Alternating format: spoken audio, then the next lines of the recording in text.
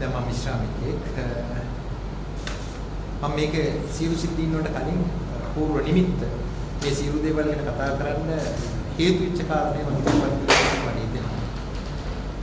මම 2024 වර්ෂයේ අවසාන යුගයේ සිනමා චිත්‍රපට නිර්මාණය කිරීම සඳහා චිත්‍රපට සංස්ථාවේ නියමිත රෙගුලාසි අනුව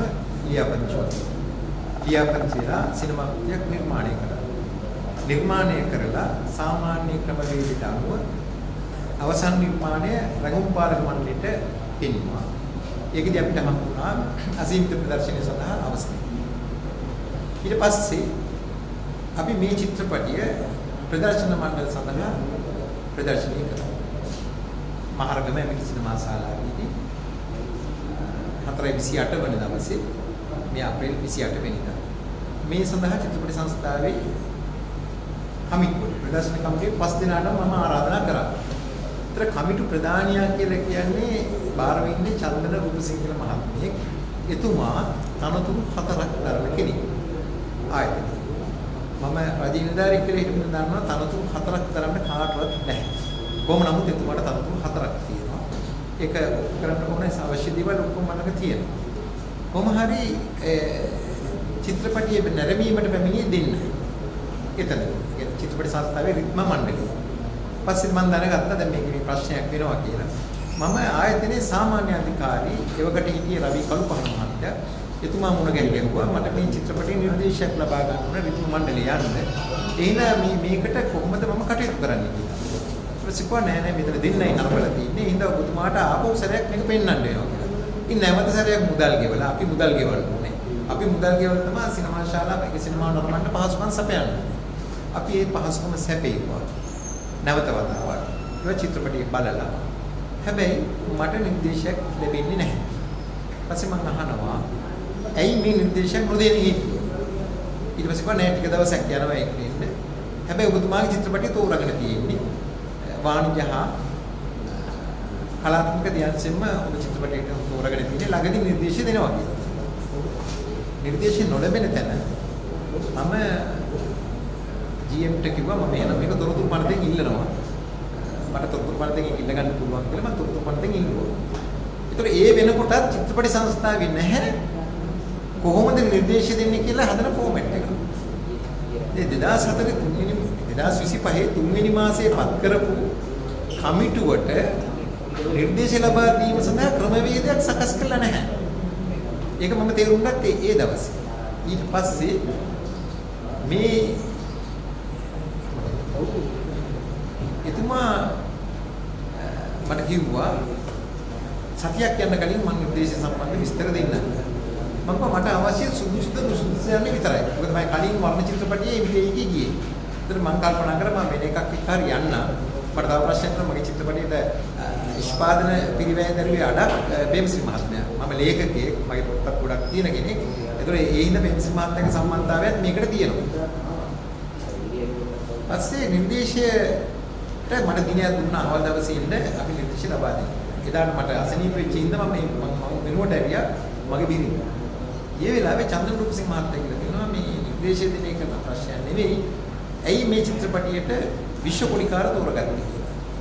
ඉතින් මට හරි ප්‍රශ්නයක් වුණා විශ්ව කොඩිකාර තෝරාගත්ත එක චිත්‍රපට සංස්ථාවේ නිලධාරියෙකුට කොහොමද ප්‍රශ්නයක් වෙන්නේ කියලා.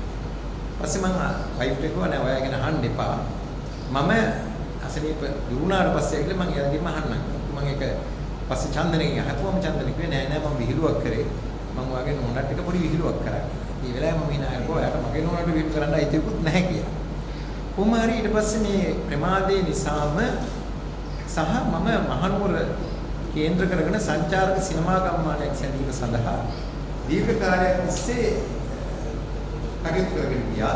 2024 ඉඳලා මේ වාර්තාව ප්‍රොජෙක්ට් රිපෝට් එක මේ සඳහා කලින් ආණ්ඩුව කාලේ පැවති ආණ්ඩුකාරතුමත් එක්ක රණලිත් ජීවගමගේ දෙතුමත් කියලා අපි මේකේ මූලික සැලසුම හැදුවා. ඊපස්සේ රජය වෙනස් වුණා. රජය වෙනස් වුණත් අපේ කාරණය වෙනස් කරන්න අවශ්‍යතාවයක් නැහැ. මේ රජයේ මැන්ඩේට් එකේ තිබ්බේ සිනමා කර්මාන්තය දිනු කිරීම සඳහා යම් කිසි ක්‍රමවේදයකට අපි අවතීර්ණ වෙනවා කියලා. මේ අක්කර 50ක ඉඩමක් අපි තෝරාගෙන ගල්පිහිල්ල වත්ත කියලා කුන්නසාලේ තාම වටිනා සහ දියැලි 5ක් තියෙන රන්මිණි තැන්න වගේ නොවන සුන්දර ප්‍රදේශයක් අපි තෝරගත්තා මේ සඳහා. ඒකට ආණ්ඩුකාරතුමත් මධ්‍යම පළාතේ සියලුම රජ නිලධාරීන් ඒ සම්බන්ධ ලියවිල්ල ඔබතුමන්ට දීපු ලේඛන අතර එක තියෙනවා. ඒක තෝරගත්තා. තෝරගෙන ඊට පස්සේ අපිට වෙනවා සංස්කෘතික අමාත්‍යාංශයෙන් රේකී අමාත්‍යාංශයෙන් කැබිනට් පත්‍රිකාව ඉදිරිපත් කරන්න. අපි කැබිනට් පත්‍රිකාව ඉදිරිපත් කරනවා. ඒතර ඒකත් මේ අවස්ථාවේ පෙන්ඩින්. ඒ කියන්නේ තව මොකුත් වෙන්නේ නැති මට්ටමදී බෙහිඳ මම සුදත් මහදෙවිලා මහත්තයා හම් වෙන්න ගියා. මමයි මගේ බිරිඳයි ගියේ. ඒ වෙලාවේ සුදත් මහදෙවිලා මහත්තයා මාව දන්නවා. කතා කළා පුතා මට මේ වෙලාවේ නම් වැඩ ගොඩක් තියෙනවා. අපි පස්සේ මේ ගැන කතා කරමු කියන වචන කිව්වා. ඉතින් මට පුතා කියනකොට මට hina ගියා. මොකද මම මහනුවර ධර්මරාජේ ආදි ශිෂ්‍යෙක්. මම විද්‍යා විෂයන් උගන ගන්න කාලේ ඒ ලෙවල් පන්ති එයා ඉගෙන ගත්තේ කලා විෂයන් ධර්මරාජේ. මේ කාලේ මම දන්නවා. ඉතින් මට මුහුරු කෙනෙක් නෙවෙයි. ඇත්තටම මගේ පාසල් සගේ කොමරි මං පුතා කියන වචනෙට මම විරුද්ධයි කියලා මම නැගිටලා ආවා. අපි කාරණේ මොකක්ද කියන එක අහනදී සුදත් මහදේව මහත්තයාගේ සිනමා ගම්මානට අපිට උදව් කරන්න බෑ. අනුර ජසින්තු ලියන ඔය කණ්ඩායමේ ඉන්නවා. එයා අපි තිරගත කරන්න හදපු චිත්‍රපටිය නෙළුම් කුරුණ ඒ චිත්‍රපටිය අරගෙන අනීතිකව අරගෙන ප්‍රදර්ශනය කරපු නිසා ඒ මනුස්සයත් එක්ක කරන වැඩකට මම සහාය වෙන්නේ නැහැ කියන්නේ. හැබැයි ඒක කිව්වේ මේ වගේ වචන වලින් නෙවෙයි. තාම කටුක වචන වලින්. හැබැයි මම ඒ වෙන ප්‍රතිචාරක දැක්වේ ඔයාට ඒ විදිහට කතා කරන්න අයිතියක් නැහැ. අනුන් ගැන මාත් කතා කරන්න බෑ කියන එක. ඒ කාරණෙත් එහෙම නැවතුණා. හැබැයි මේ වෙනකොට මට දැනුණා චිත්‍රපට සංස්ථාව ඇතුලේ බොහෝ කටයුතු අවිධිමත්ය කියන එක. ඊපස්සේ මම කල්පනා කළා මේ සම්බන්ධව මම තොරතුරු හොයාගෙන අවශ්‍ය පියවර ගන්න වෙනවා. එහෙම නැත්නම් මට මගේ සිනමා කෘතියේ මේ චිත්‍රපට මණ්ඩලයේ ප්‍රදර්ශනය කරන්න හම්බෙන්නේ නැහැ කියන එක. ඒ නිසා මම තොරතුරු මණ්ඩලයට චිත්‍රපට සංස්ථාවේ තියෙන එකින් එක තොරතුරු මම ඉල්ලා හිටියා. ඒ වෙලාවේ හිටියේ තොරතුරුදාරී අමිල ජයකොඩි කියලා මහත්තයෙක්. ඉතින් අමිල ජයකොඩි මහත්මයාත් මේ තොරතුරු ලබා දීමේදී තාම ප්‍රවේශම් වුණා. මොකද මම දූෂණ හා වංචා සම්බන්ධව සෙවීමේ කටයුතු නිරත වෙච්ච චරිතයක් හින්දා. හැබැයි යාට පුළුවන් උපරිම මට්ටමින් එයා තොරතුරු ලබා දුන්නා. ඒ තොරතුරු වල තිබිච්ච දේවල් අනුව මම විගණන ආයතනයේ මේකේ විස්තර දෙන්නවා. ඒකෙදි මට ලැබෙනවා ලක්ෂ ගණන්. ඇත්තම කෝටි ගණන් වල වංචා ගැන විස්තර උගත් තිබුණා. අපි මේක සාකච්ඡාවක් පස්සේ පිට උනා වෙනම බලලා මේක කතා කරන්න පුළුවන්. ඊට පස්සේ මම විගණන ඒ ආයතනයෙන් අහනවා ඇයි මේ සම්බන්ධ ඉදිරි පියවර ගන්නේ නැත්තේ කියලා. ඊට පස්සේ මට හිතෙනවා මේ සම්බන්ධව කරන්න තියෙන හොඳම දේ තමයි මේ නිලධාරීන්ගේ දූෂණ ක්‍රියා සම්බන්ධව අල්ලස් කමිෂන්ට යන්නේ. ඒ සඳහා මට හොඳ වාසියක් ඇති වෙනවා.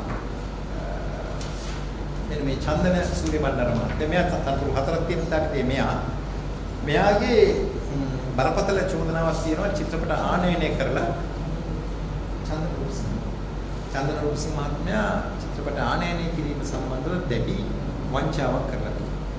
මේ වංචාව තවත් නිලධාරීන් දෙදෙනෙකු හා සම්බන්ධව තමයි කරලා තියෙන්නේ. හැබැයි මේක සම්බන්ධව විධිමත් විනය පරීක්ෂණයක් කරලා තියෙනවා රජයේ විගණක නිලධාරියෙක්. ඒතර රජයේ විගණක නිලධාරියෙක්ගෙන් විධිමත් විනය පරීක්ෂණයක් කරලා සංස්ථාව මුදල් ගෙවිය යුතුයි. මේ මුදල් ගෙවා කරපු විනය වාර්තාවේ මෙහා චෝදනා 5කට විසමාචාර චෝදනා 5කට වැරදි කරුවේ. ඒ වැරදි කරු වීම අනුව යාට දඬුවම් පැමිණිවිය යුතුයි. හැබැයි මම නමින්ම කියනවා මගේ මිත්‍රයෙක් සභාපති දීපාල් චන්ද්‍රරත්න මහත්මයා සභාපති කාලේ අධ්‍යක්ෂක මණ්ඩල අනුමැතියකින් මොහු නිදොස් කොට නිදහස් කරලා එයාට දෙනවා ආපහු පෙරකී තනතුරු. එතකොට එතනත් බරපතල වරදක් වෙනවා. මොකද රජයේ මුදල් වියදම් කරලා විනය පරීක්ෂණයක් පවත්වලා එයා නිදහස් කරන්නේ කොහොමද? මේ වගේ අයුතු චෝදනා රසක් එකක් දෙකක් නෙවෙයි. චිත්‍රපට සංස්ථාවේ තිබිච්ච මේ කලින් ඇහුව සම්මාන වල කියන්නේ පහුගිය සම්මාන වලේ දැඩි දූෂණ චෝදනා තියෙනවා. ඒ ලේඛනය එතන විමර්ශනයක් කළේ වාර්තාවක් තියෙනවා. හැබැයි මේ සියල්ල යට ගහන. මේ සියල්ල එළියට එන්නේ නැහැ. මේවා විමර්ශනය කරන්න ඒගොල්ලෝ ඕනෑකමක් නැහැ. දැන් ඊට පස්සේ අපි මගේ පාසල් සගයා සුගත් මහදේවුල මහත්මයාත් එක්ක මම පොඩි ලිපි ගනුදෙනු කීපයක් වුණා. මේ චිත්‍රපට සංස්ථාවේ මේ තියෙන දූෂණ සම්බන්ධව ඇයි ඔයා හොයලා බලන්නේ නැත්තේ සහ දූෂිතයන් රකින්නේ ඇයි කියන එක. යාගේ පිළිතුරු වුණේ අර පෙර කී පරිදිම මේ අපේ මිත්‍රයාට කියපු උත්තරේමයි මට පහුගිය දේවල් වැඩක් නැහැ කියන. හැබැයි ඒකට නිමිත්තක් තියෙනවා. සුගත් මහදේව මහත්මයාගේ රෙඩ් කම් රේඩ් කියන ෆිල්ම් එක රංගුන් පාලක මණ්ඩලයේ නිකුත් කරලා අවසරය අරගෙන දවස් ගානකින් යාට රිද්ම මණ්ඩලයේ ප්‍රදර්ශනය කරගන්න වරම් හම්බෙන්නේ. ඒ හම්බෙන්නේ හිටපු සභාපතිතුමාගේ අර පෙරකී චන්දන රූපසිංහ මහත්තයාගේ සහායය. එතකොට එයාට බෑ ඒ දෙන්නට විරුද්ධව වැඩ කරන්න. ඒක බොහොම පැහැදිලිව අපි දැක්කා. ඒ දෙන්නට ඒ රූපසිංහ මහත්තයා තනිකර රකින්නේ සුගත් මහදේවුල මහත්තයා කියනවා. මම චිත්‍රපටි සිනමා ශාලාවක් හදන්න දිගන නගරේ තැනක් තෝරාගෙන ඒ සඳහා ඇප්ලිකේෂන් එකක් දැම්මා. ඒකට අපි ඉස්සලා ගන්න ඕනේ UD එකෙන් අවසරේ සහ ආයතන රාජ්‍ය ආයතන 7කින් අවසර ගන්න ඕනේ සිනමා ශාලාවක් හදන්න. ඒ 7න් 6ක් මට දෙනවා අවසරයේ සිනමා ශාලාවක් හදන්න. මම හිතන්නේ අවසර ගැනීම සඳහා ලිපි ලේඛන වල විතරක් 2 ලක්ෂයකට වැඩි වියදමක් යනවා. චිත්‍රපටි සංස්ථාව ඒ අවසරය මට ලබා දෙන්නේ නැහැ. පස්සේ මම ගියා ඇයි ඒ කාරණේ කියලා. උඩ කිව්වා හිඟුරක්ගොඩ පැත්තේ මහවැලි ඉඩමක චිත්‍රපටි හෝල් එකක් හදලා ගැටලුවක් ඇති වුණා. ඒ නිසා අපිට ඒක දීමේ අපහසුතාවයක් තියෙනවා කියන එක තමයි කිව්වේ. එතකොට මම කෙල්ලෙනී කියන නගරේ තමයි ජීවත් වුනේ. ඒක යට වුණා. අපි අපච්චිලා ඉතිවිචීට කඩන්. ඊට පස්සේ නැවත ඉඩමක් හම්බ වෙන්න ලැබෙන්නේ දීර්ඝකාලීන බලපත්‍රයේ මත. ඒකේ ගොඩනැගිල්ලක් හදනකොට වාර්ෂික බලපත්‍රය මත තමයි මුල් කාලේ නිකුත් කරන්නේ. ඒක රජයේ මහවැලි අධිකාරියේ තියෙන නීතියක්. ඒ මහවැලි අධිකාරිය තා පැහැදිලිව චිත්‍රපටි සංස්ථාවට ලිපියකින් ගන්නනවා. චිත්‍රපටි ශාලාවක් සෑදීම සඳහා මම අජිත් දපුසූරි කියන පුද්ගලයා ඉල්ලන ඉඩම නීත්‍යානුකූලයි තියාට හිමි. යාගේ ඔප්පුව සඳහා වර්තමාන ජනාධිපතිතුමා වෙත අනුමත සඳහා යොමු කරලා තියෙනවා. ඒකද යාට සිනමා ශාලාවක් සෑදීමේදී ගැටලුවක් නොවේ. එහෙම තියෙද්දි අඩුමතරමේ මේ ගැන විමසිලිමත් වෙන්නේ නැතුව මේගොල්ලෝ කියනවා ඒක ලැබුණට පස්සේ අපි වැඩ අවසර දෙන්නම්. මේ දිගින් දිගටම මට කෙනෙහිනිකම් කිරීම සම්බන්ධව මට කරන්න පුළුවන් දේ තමයි අලස් කමිෂමෙන්ට පැමිණිලි කරා. ශ්‍රී ලංකා මානව හිමිකම් කොමිසමට පැමිණිලි කරා. දැන් මානව හිමිකම් කොමිසම දැනට ඒක විභාග වෙමින් පවතිනවා. ඊළඟට CID එකට අපිට යන්න වුණා. යන්න උන කාරණේ තමයි නීති නිලධාරණිය සම්පූර්ණයෙන්ම මගේ සිනමා ශාලාව ඉදිකිරීමට අවහිර කරාය කියන නිසා මට හිතුණා මෙයාට ඇත්තටම නීති උපාධියක් තියෙනවද කියලා හොයන්න ඕනේ කියලා. ඉතින් මමත් මෙතුමා වගේම එයාගේ සුසුකම් පිළිබඳව ඉල්ලා හිටියා. හැබැයි මට එක උත්තරයක් ආවා. ඒ 2009 චිත්‍රපටි සංස්ථාවේ නීති නිලධාරිණී හැටියට පත්වීම ලැබුවා කියලා. හැබැයි අනෙකුත් ඇගේ සුසුකම් පිළිබඳව කිසිදු විස්තරයක් අපිට ලබා දුන්නේ නැහැ. ඊට පස්සේ මම සාමාන්‍ය අධිකාරිවරයාට ලිපියකින් යවනවා. ඔබ මෙහි පරිපාලන නිලධාරියා ප්‍රධානියා මට මගේ පෞද්ගලික ඉල්ලීමක් හැටියට උනත් චිත්‍රපට ශාලාවක් සෑදීම ප්‍රදේශවාසීන්ට කරන පොදු කටයුත්තක්. ඒ නිසා මට ඇයගේ නීතිය පිළිබඳ තියෙන සුදුසුකම් පිළිබඳ විස්තරයක් අවශ්‍යයි. ඒකම අපි තොරතුරු කමිෂමටත් වාර්තා කරනවා. අපිට නිවැරදි තොරතුරු ලබා දෙන්නේ නැහැ. තොරතුරු සංගවනවා කියලා. ඒ විමර්ශනය නොවැම්බර් මාසෙදි පැවැත්වෙනවා. සුගත් මහදේවුල මහත්මයා බොහෝ තොරතුරු වසන් කරලා තියෙනවා. ඒ විතර නෙවෙයි ගොඩාක් තොරතුරු ලබා නොදී ඉතිරිනවා. අපිට ඒ සම්බන්ධව බොහෝ දේවල් මෙතන කියන්න පුළුවන්. කොහොම නමුත් වත්සලා මහත්මියගේ නිතිධාරී මහත්මියගේ සුසුකම් පිළිබඳ තොරතුරු නොදෙන නිසා අපි විගණක අධිකාරියට දැනුම් දුන්නා මේ සම්බන්ධව විගණනයක් කරන්න. ඒකට සාමාන්‍ය අධිකාරිය ලිපියකින් දන්වනවා මේ තොරතුරු වහාම දෙන්න කියලා. එතකොට පාලන නිලධාරී ඉන්නේ නාමල් වීරබාහු කියලා මහත්මයෙක්. එතුමා මේ තොරතුරු ලබා දීම ප්‍රතික්ෂේප කරනවා. ප්‍රොටෝකෝල් එකක් යාට අමතක කරනවා. ඇත්තටම මේක විය යුත්තේ නියෝජ්‍ය සාමාන්‍ය අධිකාරිය හෝ සාමාන්‍ය අධිකාරිය යම් කිසි නිලධාරියෙකුගේ තොරතුරු ඉල්ලුවොත් ඒ තොරතුරු ලබා දිය යුතුයි. හැබැයි නාමල් මහත්මයා සුදත් මහදේව මහත්මයාගේ කීමට යම කියනවා ඒක වාචිකව අපේ සභාපතිතුමා කියපු හින්දා මට මේක දෙන්න බැහැ. ඒක බරපතල වරදක්. ඒක විසමාචාර චෝදනාවට ලක් වෙන එකක්. තමන්ගේ ආයතන ප්‍රධානියට රාජ්‍ය පරිපාලන සේවයෙන් ආපු ප්‍රධාන පරිපාලනධාරියට තොරතුරු ලබා නොදීම වසන් කිරීම බරපතල වරදක්. කොහොම හරි ඒක ලබා නොදීමේ හින්දා විගණ නිලධාරි කතා කරලා කියන විගණ අධිකාරී කතා කරලා දෙනවා වහාම ෆයිල් එක දෙන්න කියලා. ෆයිල් එක දෙන එක නවත්තන්න නාමල් දින 3ක් නිවාඩුලා. එතකොට තමන්ගේ සුදුසුකම් පිළිබඳ ප්‍රශ්නයක් සහ සැකයක් අපිට ඇති වෙනවා. ඒ සැකය තීව්‍ර කරන්නේ මම ඔබතුමාලට දීලා තියෙන ෆයිල් එකේ තියෙනවා ලිපියක් ජයන්ත ධර්මදාස හිටපු සභාපතිතුමා ලියපු ලිපියක්. ඒ ලිපියේ අංක 5 යටතේ තියෙනවා වත්සලා වික්‍රමාරච්චි මහත්මිය ආයතනයට බැඳෙනකොට ඉදිරිපත් කළ තියෙන සාවද්‍ය තොරතුරු තියෙනවා. ඒ අනුව ඇය පිළිබඳ විමර්ශනය කර හමාර වෙන තෙක් සංස්ථා භූමියට ඇතුළු වීම තහනම් කළා. ඒ ලිපිය මම ඔය ලිපි ගොනුවට දාලා තියෙනවා. ඊට පස්සේ මේ විමර්ශනයම තියාගේ වැඩ තහනම් වෙනවා. මේ සම්බන්ධව නඩුවක් පවතිනවා. අවසානයේ ආපහු අපේ මිත්‍රයා සභාපති දීපා චන්ද්‍රරත්න මහත්මයා කාලේ මේ නඩුව සමථයකටපත් කරගන්නවා. ඒකත් බරපතල ප්‍රශ්නයක්. ඒකෙදි වෙන්නේ විමර්ශන කටයුතු පැත්තකට යනවා.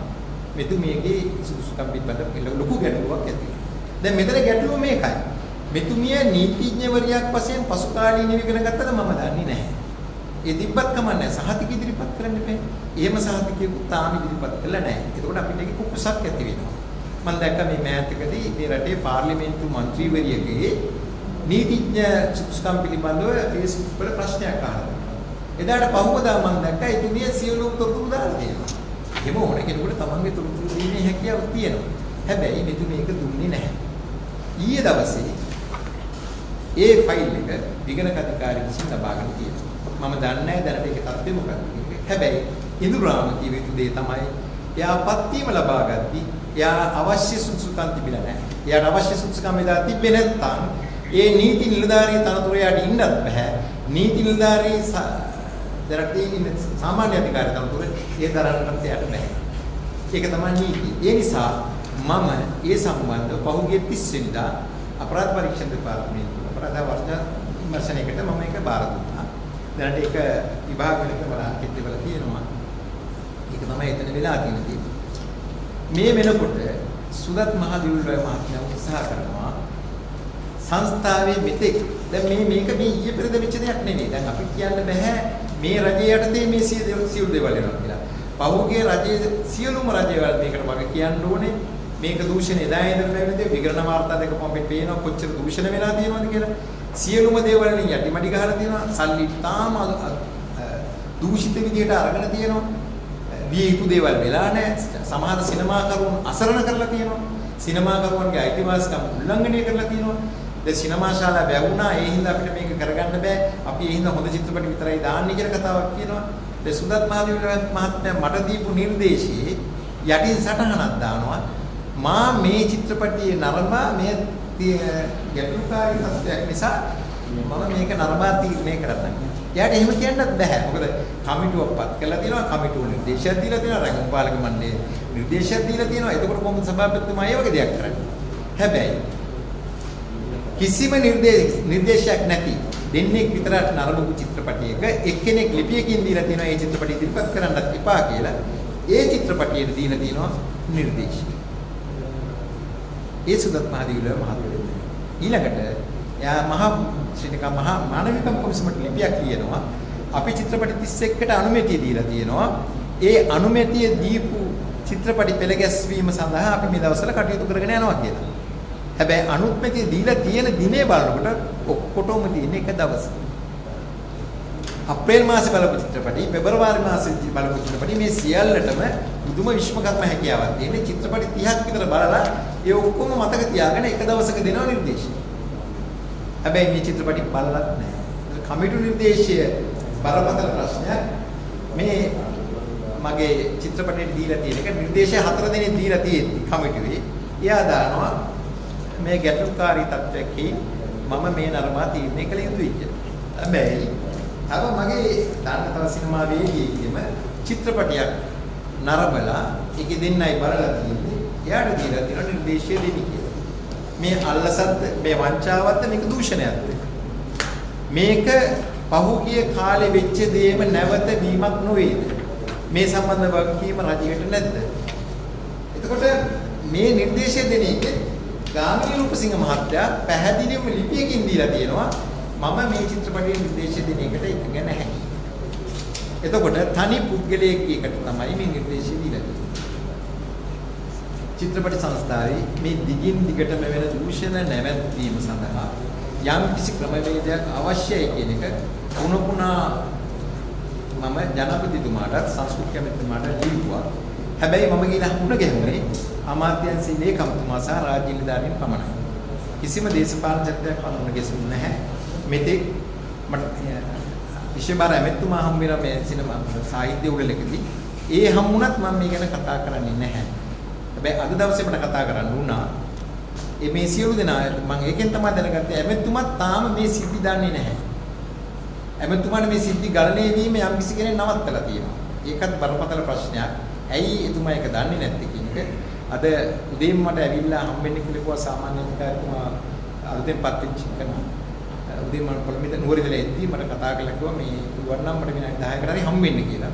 ඊපස්සේ අපි දෙන්නම මේ ගිහිල්ලා හම්බුණා එතුමා. එතුමා මේ ගැන උගක් කම්පා වෙනවා. මේ සියලු දේවල් ගැන ප්‍රශ්නයක් තියෙනවා කියන එක තේරුම් ගත්තා. මේ සම්බන්ධ නිදිමත විමර්ශනයක් කරනවා සහ සාධාරණීෂ්ඨ කරනවා කිව්වා. හැබැයි මම කියන්නේ මම මගේ සීනසය චිත්‍රපටය අමතක කරලා මේ සටනට දැස්සි. මම මේ චිත්‍රපටය ගැන ලියනේවා කතා කරනේවා සියල්ල නවත්තලා මේ සටනට උර දුන්නා. මම ඒක ගැන කතා කරේම නැහැ. චිත්‍රපටය ගැන අඩු ගානේ Facebook එකේවත් මම සටහනක් දැම්මේ නැහැ. මට උනේ ඉදිරියට එන සිනමාකරුවෝ මම දැක්කා ගොවිතාත්තා කොට බහුචිතවාදියා සමහර චිත්‍රපටි හොඳ චිත්‍රපටි ආයුපව මේ ගැලවිලා යන හැටි සහ ඒ චිත්‍රපට වල නිසි තැන නැති වෙන හැටි. මොකද මේ වෙන්න හේතුව හරි පියෙක් නැහැ. චිත්‍රපට සංස්ථාව පියෙක් වගේ මෙතන ඉදිරිපත් වෙලා මේ සියලු නිර්මාණ සඳහා යම් දායකත්වයක් යම් ක්‍රමවේදයක් සකස් කළ යුතුයි කියන හැඟීම මට තියෙනවා. අපිට සිනමා ශාලා නැහැ අපිට ඉතින් කරන්න බැහැ කියන එක නෙවෙයි. දැන් මගේ චිත්‍රපටයේ නඩු දාලා මොනවාරි කරලා ආවොත් සතියෙන් ගලවනවා කියන ආරම්භයමත් ඒ කියන්නේ බොහොම ප්‍රසිද්ධිය චන්ද්‍රප්‍රසන්න මහත්තයා කියලා තියෙනවා. අපි චිත්‍රපටි දුවන්නේ අපිට පුළුවන් එක සතියෙන් නවත්තන්න කියලා. ඒ අභියෝග කොහොමදදී මම කල්පනා කරා ඉදිරියේදී සිනමා කරුවන්ගේ යහපත සඳහා කවුරු හරි කෙනෙක් කටහඬ අවදි කරන්න ඕනේ කියලා. ඉතින් මම ඒකට දුන්නා. ඒකට ඇත්තටම මේ අප්‍රපත්තිනිගේ සහෝදරයාගේ මුනිෂ්ඨායි කණ්ඩායමත් ලොකු සහායක් දුන්නා. මම මේක කරන්නේ අද ඊයක නෙවෙයි.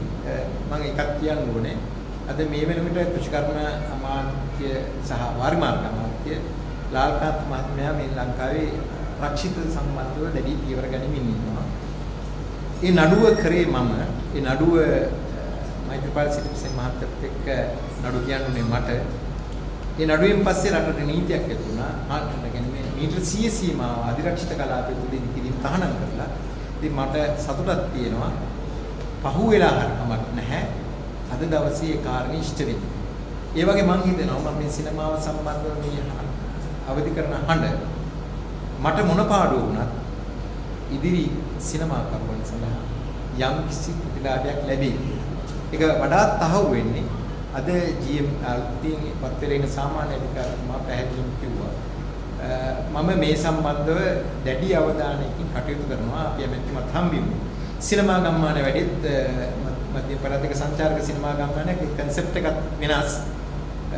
ඔයගොල්ලෝ දන්නේ තුනට මේ ගොවිසත කියන ලොතරැයි සමාජගත කරන්න මුල් වෙච්ච චරිතෙත් මම කෘෂිකර්ම අමාත්‍යාංශයෙන් නැති කරපු එක. ඉතින් මේ කටයුත්ත කරන්න බොහොම උනන්දුවෙන් සාමාන්‍ය අධිකාරිතුමා ප්‍රතිඥා ආරණ මාත්‍යා ඉදිරිපිට සහ ඇමතිතුමා මේ සියලු දේවල් දන්නේ නැහැ. එතුමා දැනුවත් කරන්නම් කියන කාරණේ කිව්වා. මම හිතනවා මේ මාධ්‍ය හමුවට මම එන්න තීන්දුව කරේ මගේ විශ්වාසයක් තියෙනවා මාධ්‍යයෙන් හැර අසාධාරණයක් වුණාම ඒකට සාධාරණයක් කරගන්න වෙන ක්‍රමවේදයක් මේ රටේ නැහැ. නීතිය ඉදිරියට ගියත් බොහෝ දුෂ්කරතාවලට අපිට මැදි වෙන්න වෙනවා. හැබැයි මාධ්‍යයේ හඬ අවදි කිරීම තුළ මාධ්‍ය අවධිය තුළ අපිට අපි දාපු අල්ලස් කමිෂනේ විභාගات පොලිසිය දාපු පැමිණිලි සහ මේ CID එකේ තොරතුරු පනතේවත් සියල්ල සක්‍රිය වී කියන විශ්වාසය මට තදින් තියෙනවා. බොහොම කොහොමද මුදල චිත්‍රපට අන්න එතන තමයි ප්‍රශ්නේ. දැන් ඒක හොඳයි අහපු. මම ඒකට උත්තර දෙන්නම්. දැන් චිත්‍රපටි සංස්ථාවේ තියෙනවා නියාමනය කිරීම සඳහා යම් මුදලක් 100 ගාණක් ලැබෙන්න ඕනේ. හැබැයි ඒ එකම ඒගොල්ලෝ සංස්ථාවේ චිත්‍රපටිය බෙදා හරීමේදී සංස්ථාව කරන චිත්‍රපටි ගැන මම මේ කියන්නේ. අනිත් මණ්ඩල වල නෙවෙයි. ඒවෙනුත් වෙනවා මුදලක්. සංස්ථාවේ චිත්‍රපටියක් පෙන්වනකොට ඒ සිනමාකරුවට කිසියම් උපකාරයක් නැත්නම් සහායක් එයාගේ චිත්‍රපටයේ තිරගත වීමේදී දායකත්වයක් ලබා දෙන්න කියන එකකට මුදලක් එයාලට යනවා. හැබැයි ඒ දායකත්වය දෙන්නේ නැහැ. එයාලගේ කමිෂන් එක එයාලගේ කොටස ගන්න ඇතුළු චිත්‍රපටයක් හදන්න නිෂ්පාදකවරුන්ට හම් වෙන්නේ 145ක් වගේ ටිකට් එකෙන් ඒ උපේන මුදලෙන් 145ක් වගේ කොටසක්. අනිත් ඒවා සංස්ථාව සහ අනිකුත් මණ්ඩල සඳහා බෙදියා. ඒක තමයි පැහැදිලිම දේ. තව එකක් කියන්න ඕනේ. දැන් මේ නෑතක මම දැක්කා හිතන චිත්‍රපටයේ ලක්ෂ 2000ක් කළා තියෙනවා. මම දැක්කට එකතරක ප්‍රකාශයක් කළා තියෙනවා. සුදත් මහදෙවුල මහත්මයා මේ චිත්‍රපටි දෙකම තීරුවේ යා කියන. එකත් අමෝලික බොරුවක්. ඒ චිත්‍රපටි තෝරලා තියෙන්නේ කමිටුව පස් දිනක් තමයි නිර්දේශ කළ තියෙන මම ළඟ තියෙනවා. මෝඩතරිදුත් ක්ලැරන්ස් චිත්‍රපටියක් දෙකම නිර්දේශ කළ තියෙන්නේ කමිටුව. ඒකද ඔබ කියන විදිහට චිත්‍රපටි සංස්ථාවේ සභාපතිවරයා වටින්නේම නැහැ. ඉන්න වටින්නේ නැති කෙනෙක් විතර තමයි මේ දෙන්නම කියන්නේ. මම පැහැදිලි කරන්න. ඒක ඒ ප්‍රශ්නේ ආවෙන්න මම මේ පැහැදිලි කිරීම කරනවා. චිත්‍රපටි සංස්ථාවේ දීර්ඝ කාලයක් තිබ්බ සංග්‍රාම. චිත්‍රපටි සංග්‍රහ සිනමා සංග්‍රහාවක්. මේ සංග්‍රහාව නිර්මාණය කරපු සංස්කාරක තමයි බෙනින් ශාන්ත කියන මහත්මයා. මම එයා දැකලා නැහැ. හැබැයි එතුමා මේ සංග්‍රහාව නිර්මාණය කරන්නේ ස්වේච්ඡාවෙන්. සතේක මුදලක් ගන්නේ නැතුව. ඒ දීර්ඝ කාලයක් තිස්සේ මේ කරගෙන ආපු සංග්‍රහාවේ රෙඩ්කම් රේට් කියන ෆිල්ම් එක සම්බන්ධව ඉතාමත් තරුණ ගණයේ විවේචනයක් යනවා විදර්ශන කණ්ණායමකට මහත්මයා ලියපු. මේක දැක්කට පස්සේ ටිකක් කෝප ගන්නවා අපේ සභාපතිතුමා සුදත් මහත්මයා.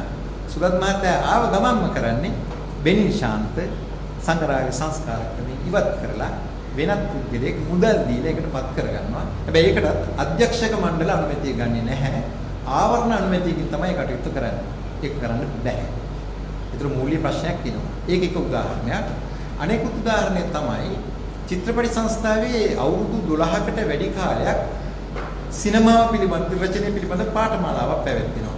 ඒ පාඨමාලාව මෙහෙවන්නේ සමීර තිලකවර්ධන කියලා මහත්මයා. එතුමත් මම දැකලා නැහැ. එතුමා පත් කරලා එතුමා යෝජනා කරලා තියෙන්නේ අපේ රටේ හිටපු වෞද්මියුරේ සිනමාකරුවක් කියන ධර්මසේන පත්‍රාජ මහත්මයා. මගේ පාසලේ ආදි ශිෂ්‍යයෙක්. එතුමා යෝජනා කරපු සමීර මහත්මයා ඊටාම හොඳින් සරත් ධර්මසිරි සහ කීප දෙනෙක් මට නම් මතක නැහැ. අවුරුදු ගාණක් තිස්සේ මේ පාඨමාලාවේ විධිමත්ව කරගෙන ආවා. දැන් මේ සුදත් මහදේවිවල මහත්තයා සභාපති වෙච්ච ගමන්ම කරපු දේ තමයි මේ මහත්මයා ඊන් ඉවත් කරලා වෙනත් චිත්‍රපටි අධ්‍යක්ෂකවරුන්ට පාඨමාලාව කිරීම සඳහා අවස්ථාව ලබා දෙනවා. ඒකත් අධ්‍යක්ෂක මණ්ඩලයන් මෙතකින් තොරව. එතනත් බරපතල ප්‍රශ්න තියෙනවා. අපිට තියෙන ගැටලුව දැන් තව බොහෝ දේවල් තියෙනවා කියන්නේ. දැන් තොරතුරු නිලධාරියා මාරු කිරීම. දැන් මම තොරතුරු අහනවා. මේ තොරතුරු අහනකොට ඒ තොරතුරු වසන් කිරීමට ක්‍රමයක් නැහැ. මේ තොරතුරු ඊට අමිල ජයගුරු තොරතුරු නිලධාරි මහත්මයාට දැඩි චෝදනාවක් කරනවා. එයා අජිත් දකුසුවේ කියන පුද්ගලයා ඉල්ලනවට තොරතුරු දෙනවා කියලා. එහෙම දෙන්න අවශ්‍යතාවයක් නැහැ කියලා. ඒතර මම එයාට තොරතුරු පනත පවා මම විස්තර කරලා লীලා කරනවා. මෙන්න මේ පනත අනුව තමයි මම කටයුතු කරන්නේ. මේවට උත්තර දෙන්න පුළුවන් කියලා. වත්සලා නෝනටම නීති නිලධාරියටම යා තොරතුරු නිලධාරිය තනතුර බාර දෙනවා පහුගිය ඔක්තෝබර් මාසේ 17 වෙනිදා වහාම ක්‍රියාත්මක වෙන පරිදි. ඒක කරන්නේ ප්‍රොටෝකෝල් එකට යන්නේ නැතුව සාමාන්‍ය අධිකාරිය දන්නේ නැහැ. සභාපතිතුමා යාව මාරු කළා. ඉතින් මේ වගේ අනීතික දේවල් බොහෝ වෙනවා. මට දැන් පෙරලා ප්‍රශ්න කරන්න තියෙන්නේ අනීතික දේවල් කරන සභාපතිවරයා රැක ගැනීමට මේ රජය හෝ පුරවැසියෝ කටයුතු කරයි. උත්තරයට දෙන්න තියෙන පිළිතුරු නිවැරදි. හැබැයි මම ඒක පැහැදිලි කරලා කරනවා. පහුගිය කෙටි කාලයකට මේ රජේ පත් වෙලා ප්‍රින්ස් සේනාධීර මහත්මයා පත් වෙනවා චිත්‍රපට සංස්ථාවේ සභාපති ධුරයට. එතුමා මේ ජනාධිපති සම්මාන වල පැවැත්වීම සඳහා කණ්ඩායමක් පත් කරනවා. කණ්ඩායමක් පත් කරලා ඒගොල්ලොට කියනවා ජනාධිපති සම්මාන වල විධිමත්ව පවත්වන්න කියලා. අපේ පාසල් සංඝයා සභාපති වුණාට පස්සේ එයා මොකද කරන්නේ? අර පත් කරපු කමිටුව සම්පූර්ණ වෙනස් කරනවා. වෙන කණ්ඩායමකට බාර දෙනවා ජනාධිපති සිනමා සම්මාන වල කරන්න. තියන් නිතර හැම එකම සැලසුම් සකස් කරනවා. සැලසුම් බොහෝ දේවල් හදනවා. මේ සැලසුම් ලිපිලේඛන වලට සහ කාමරයක 4-5 දිනක සාකච්ඡාවට පමණයි සීමා වෙන්නේ.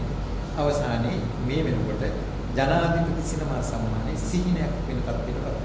පැහැදිලිවම පහුගිය සිනමා සම්මාන වල උදල් වංචාවක් වෙලා තියෙනවා. ඒක විමර්ශනයක් තියෙනවා. මේ විමර්ශනය යට ගහන්නෙත් මේ වර්තමාන සභාපතිතුමා. මේ සම්බන්ධයෙන් කටයුතු කරන්න ඕන තරම් බලතල තියෙනවා. ඒ බලතල එයා උපයෝග කරගන්නේ නැහැ.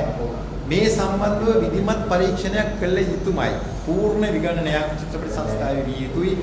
පැහැදිලිවම චිත්‍රපට සංස්ථාව තියෙන්න ඕනේ සිනමාකරුවන් වෙනුවෙන්. සිනමාවේ නියැලෙන අයගේ අනාගත වෙනුවෙන් තමයි චිත්‍රපට කර්මාන්තයේ චිත්‍රපට සංස්ථාව තියෙන්න ඕනේ. ඒක නොමැති එක ගැන තමයි අපිට තියෙන කනගාටුව.